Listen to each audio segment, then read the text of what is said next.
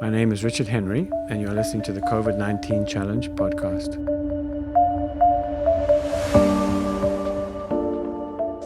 So as we discussed earlier, the virus gains entry into cells in our body that express ACE2.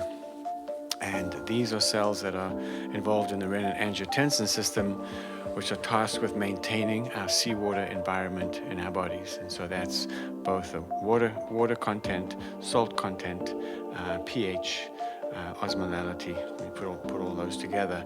You want our cells to be bathed in seawater. And so the cells that are trying to create that environment are both some of our epithelial cells, which are connecting us to the outside world, and those are found in our lungs and our kidneys and our gut. And then they're also the endothelial cells, blood vessels, which are going to maintain perfusion and get that seawater to the tissue in just the right amount. So not too much and not too little. The way the seawater environment is maintained is by increasing sodium and water retention. So we conserve sodium when we're low, and water with it, and we exchange sodium ions for potassium and magnesium. And so our kidneys are signaling when we're short. We produce angiotensin 2, aldosterone, which then gets those epithelial cells and those epithelial cells to hang on to salt and water. And that works really well in an animal that is healthy. And there's one disease state, one of many, in which this becomes abnormal. And as we mentioned, that unfortunately, there were only two systems available to really work on perfusion. And so as we developed the ability to store fat, and mammals could lay down really large deposits of fat, this fat needed also to be perfused. So during those times of being overweight and being, as I call, fat, that body needs to increase its blood pressure and cardiac output to service this much bigger body. And because fat is poorly perfused, we need a higher pressure. And that is really one of the hallmarks of modern disease, is being overweight and having high blood pressure. So here we are living with in this situation where some of us have increased use of the renin-angiotensin system, and that those cells targeted by that system are expressing ACE2, which is a protease enzyme. So it's a protein in the membrane that literally it acts like a pair of scissors, and it cuts up other proteins. And so it's editing the message from the renin-angiotensin system to try harder, and it's basically saying, no, this cell is tired, this cell has done enough, this cell says, I'm not taking these orders anymore, and literally trashes the order, cuts it up into a different order, which then allows the cell to downregulate and actually work less. So it's a way of saying, I'm taking a break, I'm taking a time out. So you could actually call ACE2 the timeout protease, which is trying to get some homeostasis and some balance, and say, yes, I hear that fat cells need more perfusion, but I myself, have had enough, and I'm going to take some time out and downregulate, otherwise I will die. So then, as we're living in this state, you can prolong your life on your own without medications by expressing ACE2, even though you're grossly overweight and not exercising. Interestingly enough, the medicines that work best in our pharmacological approach to obesity and metabolic syndrome, which is sort of aldosterone mediated, are to use drugs that actually interfere with renin-angiotensin system and downgrade it just as ACE2 does. And so we've sort of come across this system bit by bit as we understand it, and we produce pharmaceutical agents that work within the system with good results, and in fact increasingly surprisingly good results. So let's get back to the virus. So the virus targets those ACE2 expressing cells, uses them to get inside the cell and actually actually cuts up the ACE2. Although ACE2 is a pair of scissors, it is a protein, and so through the mechanism of viral entry, ACE2 gets just cut in half, pulls back into cell, is destroyed in the process, and the cell then gains entry. The virus gains entry into the cell, and starts to replicate.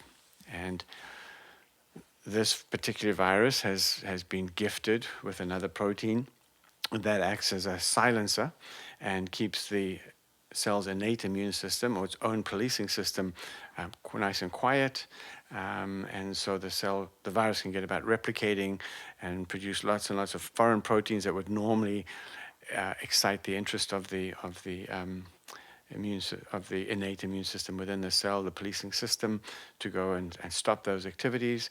The virus gets about replicating and doing its business while the cell stays nice and quiet. About a week later, the cell now the different infected cells start to be able to mount a response and start to set off the alarm system, and we get inflammation. So that's going to raise our temperature, increase cardiac output, activate a lot of immune cells to both replicate and make more, as well as head to the site of the infection. So you'll get white cells rushing over, called in, and they start the fight. And the aim is to both immobilize the virus and kill it, to make armamentarium, so antibodies to that virus, as quickly as possible, and also in the case where some cells are just too far gone and too infected, those cells just get destroyed. It's almost like they get bombed, and there's just a crater left in the ground. Now, when that happens, there's too many bombs dropped, that whole tissue is destroyed, can't function, and that's where you end up with disease. So remember, this immune system is activating just as that same cell has lost ACE2 and is being driven now by higher aldosterone effect and an angiotensin II effect. It's no longer able to downregulate that signal, and that signal is also a driver for inflammation. So we now have a viral-driven inflammation and a angiotensin II aldosterone-driven inflammation occurring at the same cell at the same time. And this is where it can become overwhelming, and it's too much for that system to bear, and it fails.